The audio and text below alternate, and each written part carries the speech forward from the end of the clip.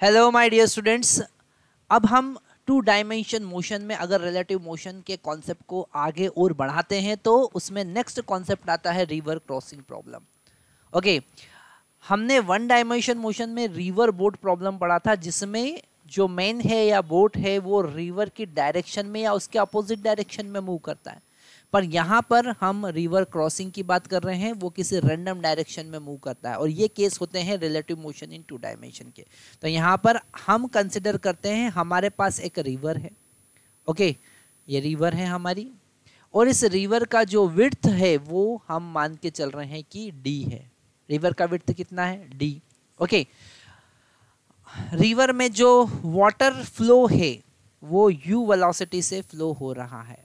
Okay, this is the velocity और speed, velocity of water stream, हम ऐसा लिख सकते हैं। ओके, अब कोई पर्सन यहाँ पर थीटा एंगल पर जंप करता है। मान लेते हैं कि v वेलोसिटी से थीटा एंगल पर रिवर की वेलोसिटी जिस डायरेक्शन में है उसके साथ में थीटा एंगल पर वो जंप करता है v वेलोसिटी से। v क्या है यहाँ पर? v भी हम लिख लेते हैं। v यहाँ पर है velocity of man with respect to water, still water के रिस्पेक्ट में v वेलोसिटी से वो मूव कर सकता है। अब यहाँ पर थीटा एंगल पर जब वो जंप कर रहा है तो हम जनरल केस सबसे पहले देख रहे हैं। सबसे पहला केस हम देख रहे हैं जनरल केस, जिसमें कोई भी कंडीशन गिवन नहीं है, केवल इतना गिवन है कि थीटा एंगल पर वो जंप करता है। तो हम सबसे पहले जनरल केस देख रहे हैं और इसी से आगे के दूसरे केस भी हम डिराइव करेंगे। तो सबसे पहले जनरल केस देख रहे हैं। अगर हम इस v वेलोसिटी को दो कंपोनेंट में डिवाइड कर ले, मान लेते हैं कि रिवर का जो डायरेक्शन है वो x डायरेक्शन है और उसके परपेंडिकुलर जो डायरेक्शन है वो है y डायरेक्शन। ओके, तो यहाँ पर हम y डायरेक्शन मान लेते हैं, ये है हमारा y डायरेक्शन। ओके, रिवर के परपेंडिकुलर। अब इस वेलोसिटी को हम दो कंपोनेंट में डिवाइड कर सकते हैं। इस वेलोसिटी को दो कंपोनेंट में डिवाइड कर सकते हैं। एक कंपोनेंट होगा रिवर की डायरेक्शन में, x डायरेक्शन में, जो कि होगा v cos थीटा। ये कंपोनेंट मेन का कंपोनेंट है, मेन की वेलोसिटी का कंपोनेंट, जिस स्पीड से वो मूव कर रहा है उसका component along the river flow, और एक कंपोनेंट उसके परपेंडिकुलर होगा जो कि होगा v sin theta. Okay, v sin theta. तो अगर हम x डायरेक्शन की फाइनल वेलोसिटी देखें तो v cos थीटा तो मेन का वेलोसिटी है प्लस रिवर का वेलोसिटी u, तो this is the velocity in x direction. और अगर हम y डायरेक्शन की बात करें, रिवर के परपेंडिकुलर डायरेक्शन की बात करें, तो वो है v sin theta component.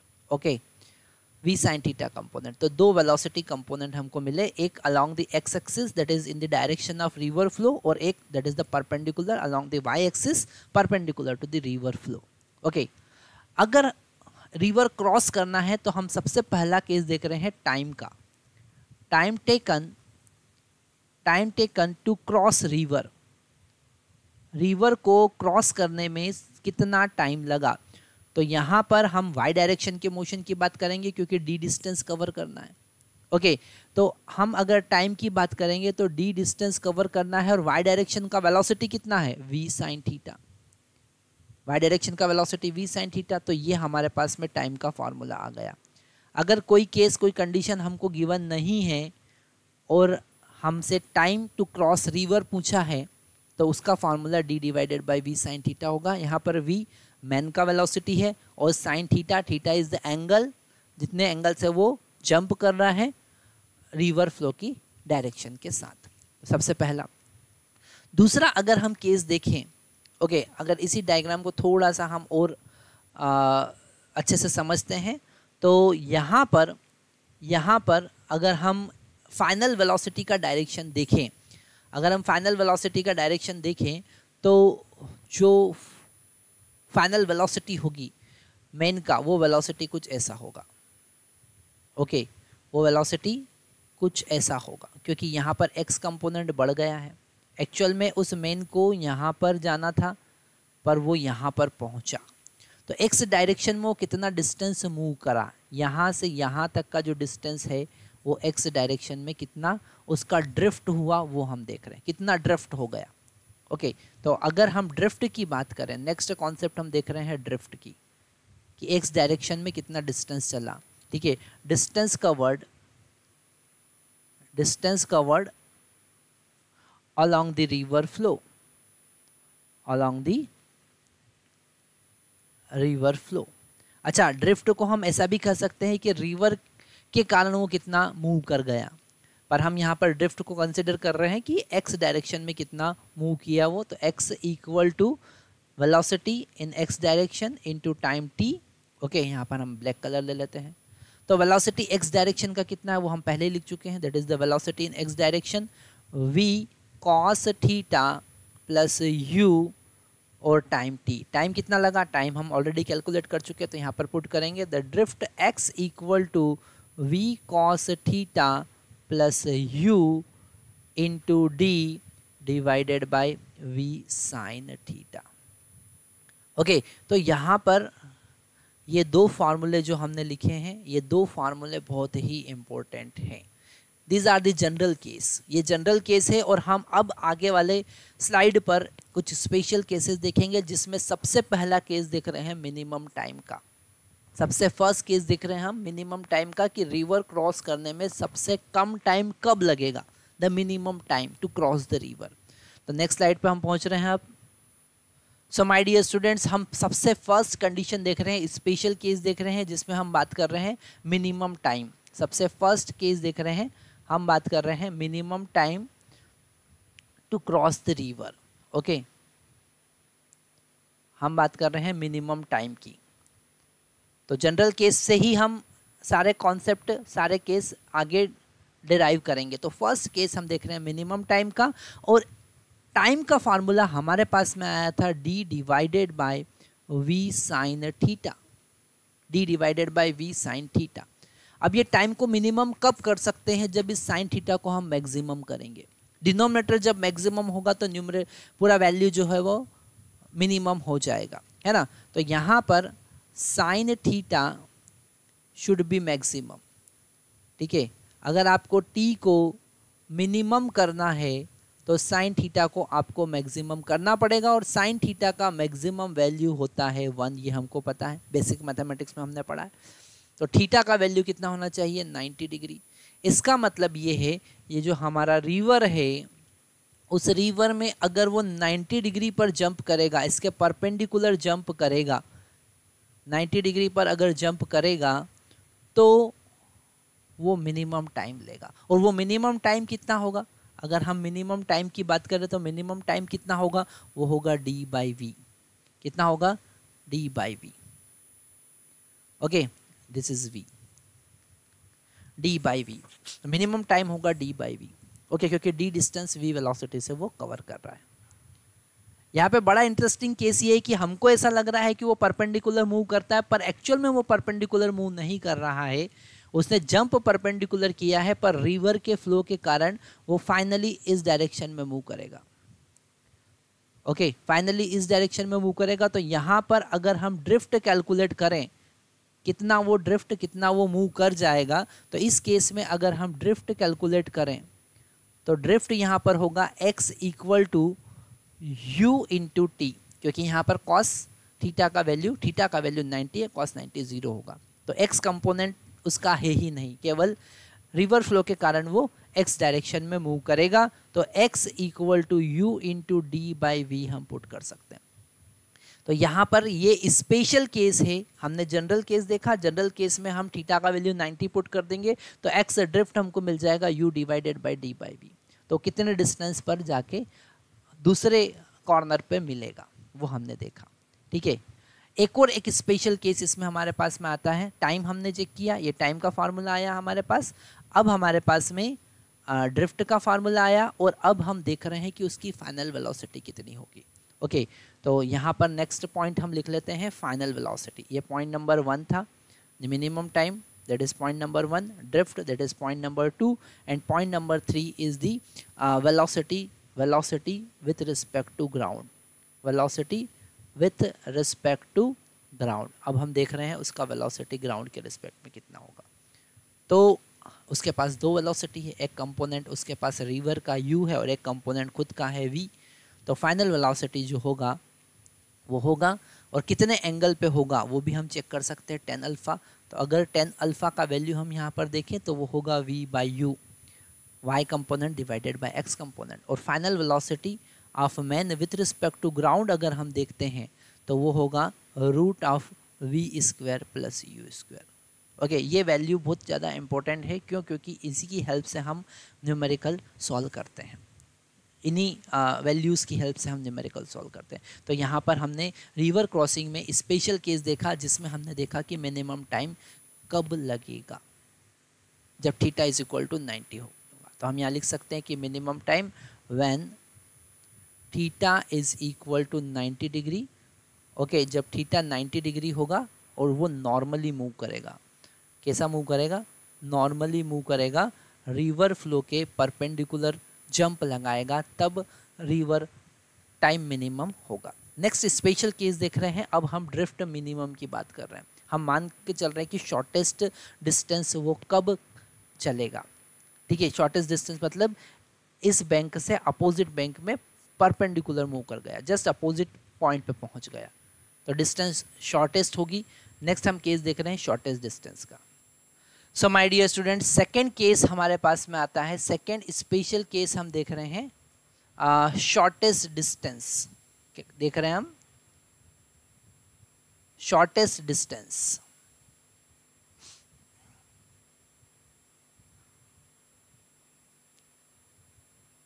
Shortest distance, okay, shortest distance मतलब कि जो ड्रिफ्ट है, कौन सा कंडीशन यूज कर रहे हैं? Drift equal to zero, drift equal to zero. Shortest condition मतलब ड्रिफ्ट इक्वल टू जीरो। थोड़ा सा हम यहाँ पर कॉन्सेप्ट को समझते हैं। ठीक है, यहाँ पर अगर उसे परपेंडिकुलर, फाइनली परपेंडिकुलर मूव करना है तो जो रिवर का फ्लो है, रिवर की डायरेक्शन के परपेंडिकुलर मूव करना है, तो यहाँ रिवर का जो फ्लो है उसके अपोजिट एक उसके मोशन का कंपोनेंट आना चाहिए जो हॉरिजॉन्टल मोशन को जीरो कर दे, जो एक्स डायरेक्शन के मोशन को जीरो कर दे। तो उसके लिए उसको 90 से बड़े एंगल पर जंप करना पड़ेगा, उसको ऐसा जंप करना पड़ेगा। ठीक है, ये थीटा का वैल्यू यहाँ पर 90 से बड़ा होगा, ये सबसे बड़ी कंडीशन यहाँ पर हम देख रहे हैं, theta should be greater than 90। ठीक है, अगर परपेंडिकुलर मूव करना है तो रिवर की वेलोसिटी के अपोजिट कंपोनेंट कब होगा, है ना? हम यहाँ पर मान लेते हैं कि ये जो एंगल है, दिस इज एंगल बीटा, इस एंगल को हमने बीटा कंसिडर कर दिया। तो यहाँ पर अब उसकी वेलोसिटी के दो कंपोनेंट होंगे, एक तो परपेंडिकुलर कंपोनेंट होगा जिसको हम लिख सकते हैं v साइन बीटा, और एक हॉरिजॉन्टल बैकवर्ड कंपोनेंट होगा जिसको हम लिखेंगे v कॉस बीटा। ओके, यहाँ पर अगर ये बीटा आपको पता है, थीटा ग्रेटर देन 90 होगा तो उसके कैलकुलेशन थोड़े से टिपिकल होंगे, इसलिए बीटा हम कैलकुलेट करेंगे, क्योंकि लेस देन 90 से रिलेटेड एंगल का कैलकुलेशन ज़्यादा इजी होता है हमारे लिए। तो यहाँ पर जो एक्स कंपोनेंट है वो एक दूसरे को कैंसिल कर देना चाहिए, तभी वो ऐसा परपेंडिकुलर मूव करेगा। ओके, तभी वो परपेंडिकुलर मूव करेगा जब हमने एक्स कंपोनेंट जीरो कर दिए। तो for perpendicular motion, for normal motion to the river flow, normal motion to the river flow, river flow के नॉर्मल अगर मूव करना है, परपेंडिकुलर मूव करना है, तो x component of velocity should be equal to zero, should be equal to 0। तो यहाँ पर x कंपोनेंट 0 होना चाहिए, मतलब कि u should be equal to x component of velocity should be equal to 0। So this u should be equal to v cos beta। Okay, और cos beta का value कितना हो जाएगा? कॉस बीटा का वैल्यू u बाई वी हो जाएगा। तो beta का वैल्यू कितना हो जाएगा, cos inverse u by v, cos inverse u by v. तो यहाँ पर हम बीटा अगर फाइंड कर लेते हैं तो थीटा भी हम फाइंड कर सकते हैं। थीटा क्या होगा, theta is equal to 180 minus beta. तो कितने एंगल पर वो जंप करेगा वो हमको समझ में आ जाएगा। So that is the condition. आप ऐसा बोल सकते हैं कि दिस इज द एंगल, कि वो वेलोसिटी जो रिवर से कितने एंगल पर जंप करे कि वो परपेंडिकुलर मूव करेगा, शॉर्टेस्ट पाथ पर मूव करेगा। This beta is equal to cos inverse u by v. यहाँ पर हमारे पास में एक और कंडीशन हम देख सकते हैं कि अगर हम कॉस बीटा की वैल्यू यहाँ से देखते हैं, कॉस बीटा और कॉस बीटा का वैल्यू, कॉस बीटा का वैल्यू हमेशा 1 से छोटा या 1 के बराबर होता है। Cos beta is always less or equal to 1। Okay, so this v u by v should be less or equal to 1, means u should be less than v। इसका मतलब ये है कि वो रिवर को तभी क्रॉस कर सकता है जब उसका velocity with respect to river water v का वैल्यू जो है वो u से ज़्यादा हो। ओके, तो ही वो रिवर को क्रॉस कर सकता है, नहीं तो रिवर को क्रॉस करेगा ही नहीं कभी। अगर रिवर का फ्लो ज़्यादा है उसकी वेलोसिटी से तो वो रिवर को कभी क्रॉस नहीं कर पाएगा। तो यहाँ पर ये कंडीशन बहुत ज़्यादा इंपॉर्टेंट है जो हमको लिखना है कि man can cross river if and only if this u is less than v, when velocity of river less than velocity of man, or you can say man should have to move greater than river flow। River flow की velocity से ज़्यादा velocity से उसको move करना पड़ेगा, तभी वो river cross कर सकेगा। तो यहाँ पर हमारे पास में ये कंडीशन आई। ओके, अब हमको चेक करना है कि वो फाइनली कितनी वेलोसिटी से मूव करेगा। तो फाइनल उसका वेलोसिटी होगा दिस v साइन बीटा। कितना होगा, v साइन बीटा। इसको हम आगे वाली स्लाइड में देखते हैं। यहाँ पर जो हमने देखा उसे थोड़ा सा हम रिवाइज कर लेते हैं। हमने देखा कि अगर उसको रिवर क्रॉस करना है तो उसको थीटा 90 से बड़े एंगल पर खुद को जंप करवाना पड़ेगा। ठीक है, तो ये थीटा था, दिस एंगल इज थीटा। पर हम जो कैलकुलेशन कर रहे हैं वो थीटा की हेल्प से नहीं, हम दिस एंगल बीटा की हेल्प से कर रहे हैं। ठीक है, क्योंकि उससे कैलकुलेशन इजी होंगे। और यहाँ पर जो फाइनल वेलोसिटी होगा, क्योंकि हमने यहाँ पर जो v साइन बीटा था, सॉरी कॉस बीटा था, उसको u से कैंसिल कर दिया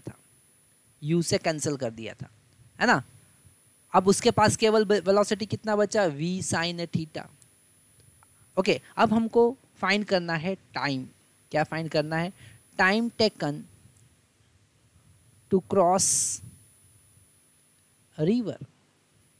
okay, time taken to cross river. जिस कॉन्सेप्ट से मैं आपको ये डेरिवेशन बता रहा हूँ, अगर उस कॉन्सेप्ट से आप चलते हैं तो 100% आपको एक एक पॉइंट क्लियरली समझ में आएगा और उसकी हेल्प से न्यूमेरिकल भी एग्जैक्ट बनेंगे।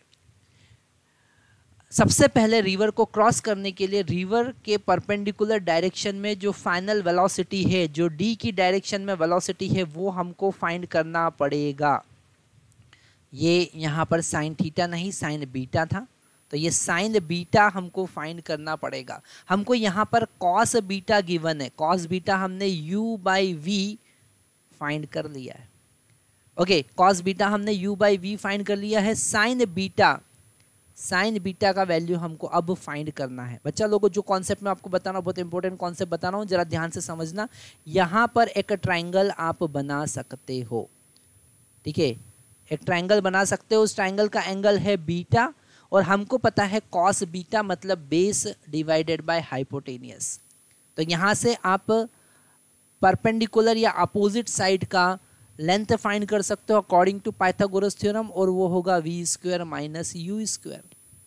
तो अब साइन बीटा का value perpendicular divided by hypotenuse that is equal to root v square minus u square divided by hypotenuse v।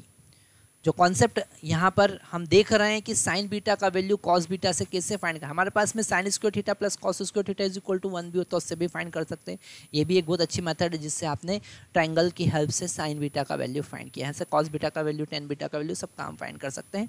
अब अगर हम वेलोसिटी ऑफ मैन का फाइनल देखें, मतलब velocity of man with respect to ground देखें, तो x component तो cancel हो गया, वाई कंपोनेंट बचा वी साइन बीटा। कितना बचा?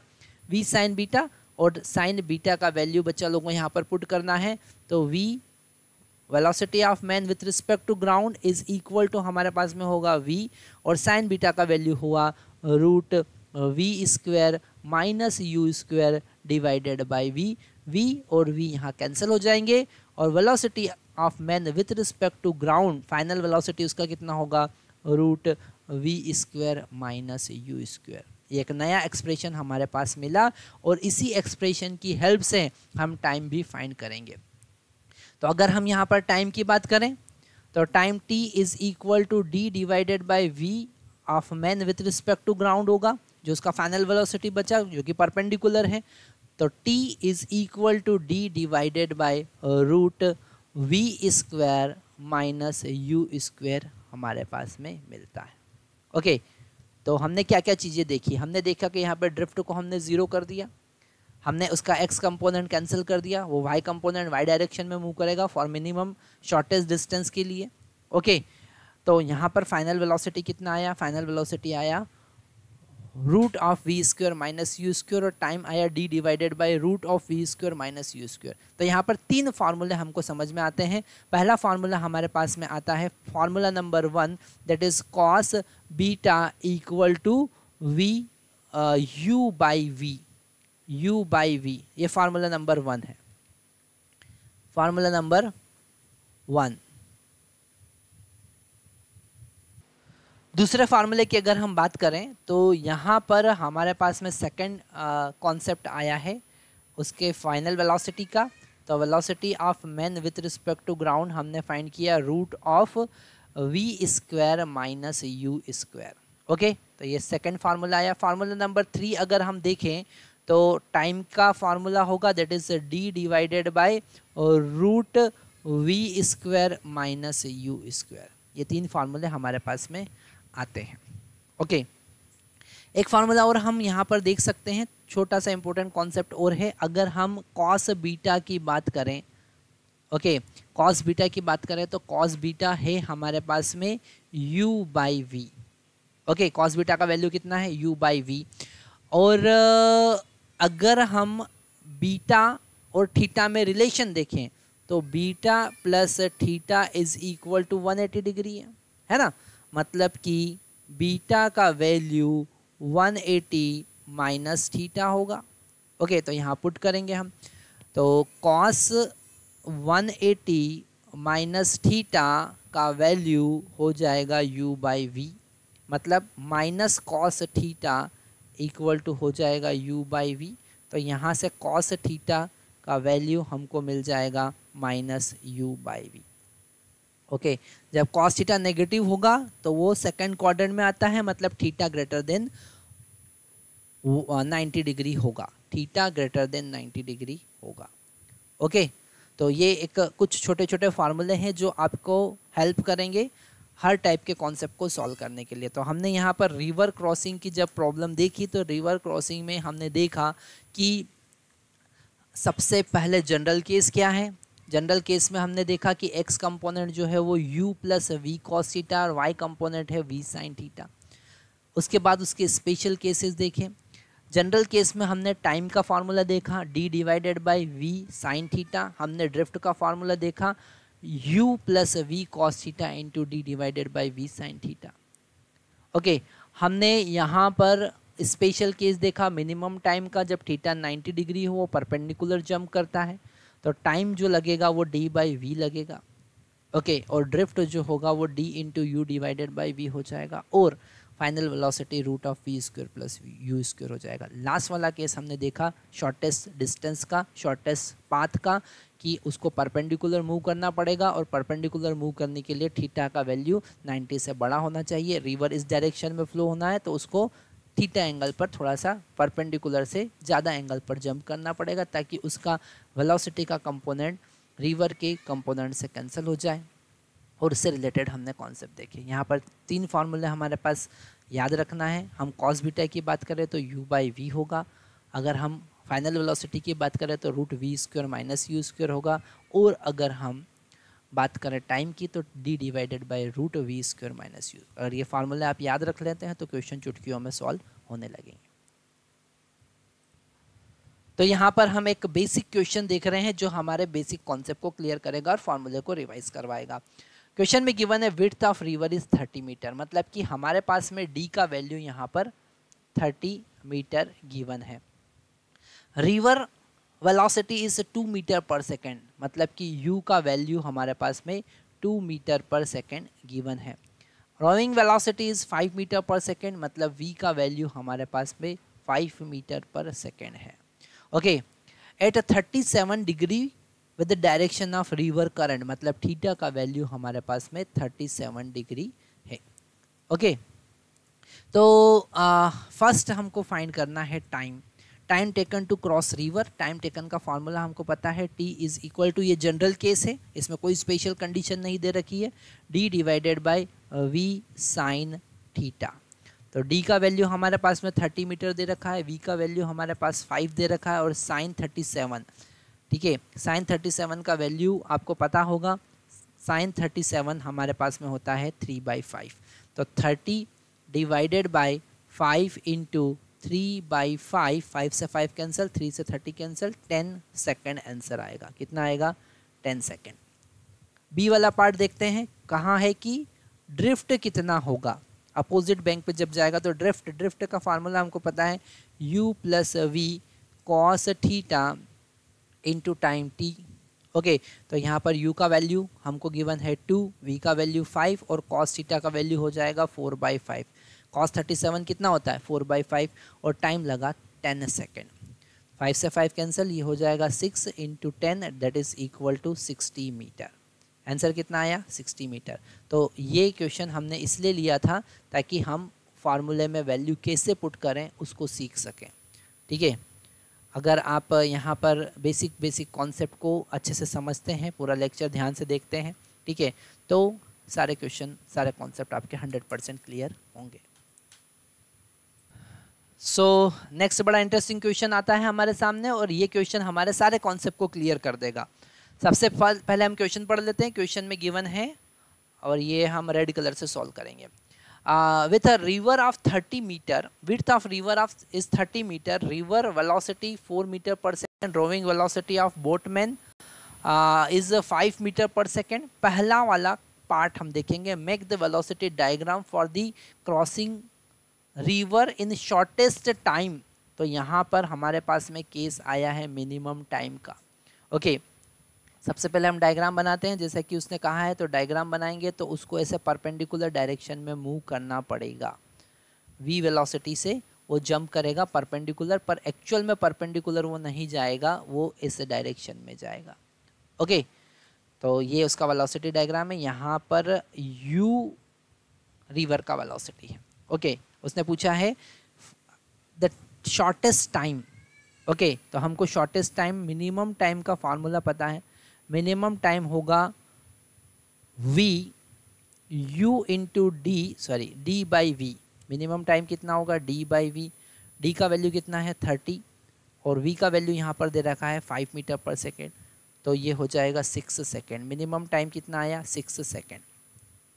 मिनिमम टाइम के बाद नेट वेलोसिटी फाइंड करना है। तो हमको पता चलता है कि net velocity is equal to man का वेलोसिटी और रिवर का वेलोसिटी का वेक्टर एडिशन।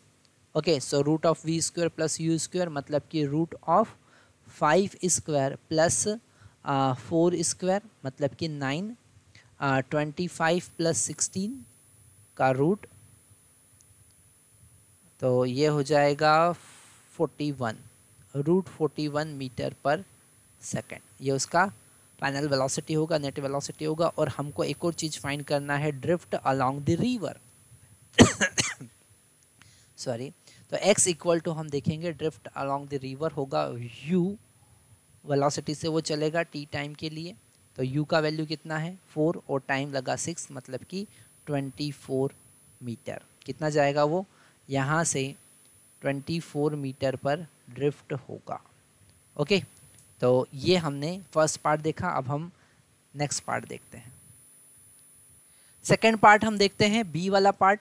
ओके, अब इसे हम ब्लू कलर से सॉल्व करेंगे। बी वाला पार्ट देखते हैं। Can a boatman reach a point just opposite to the other shore, क्या वो पहुंच सकता है? तो यहाँ पर हमको कंडीशन चेक करना पड़ेगा कि उसका वेलोसिटी रिवर फ्लो की वेलोसिटी से ज़्यादा है कि नहीं, है ना। तो ये जो सेकंड केस है ये तभी पॉसिबल है when v is greater than u। तो यहाँ पर 5 इज़ ग्रेटर देन 4 है, तो हम लिखेंगे यस, हाँ वो क्रॉस कर सकता है ना। अगर कर सकता है तो वेलोसिटी डायग्राम आपको बनाना है। तो वेलोसिटी डायग्राम हम बना लेते हैं कि भैया उसको थीटा का वैल्यू 90 से ज़्यादा पर जंप करना पड़ेगा। ओके, ये वेलोसिटी डायग्राम है। ये रिवर का वेलोसिटी है u और ये उसका वेलोसिटी है v और एंगल लगा थीटा। ओके, उसने नेक्स्ट पूछा है the direction in which he should row his boat, किस डायरेक्शन में। तो थीटा का वैल्यू हम फाइंड कर लेंगे। हमको पता है यहाँ पर अगर हम बीटा फाइंड करें तो कॉस बीटा का वैल्यू कितना होता है, cos beta equal to u by v मतलब कि 4/5।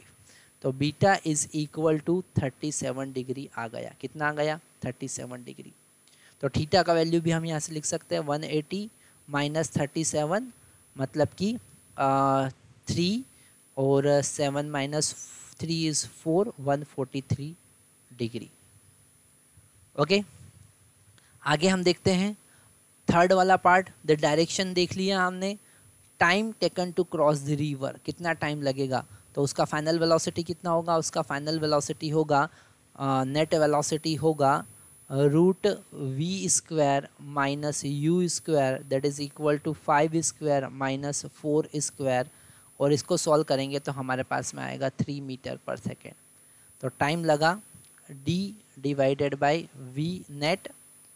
तो d का वैल्यू कितना है 30 डिवाइडेड बाई 3, तो टाइम लगा 10 सेकेंड। कितना लगा, 10 सेकेंड।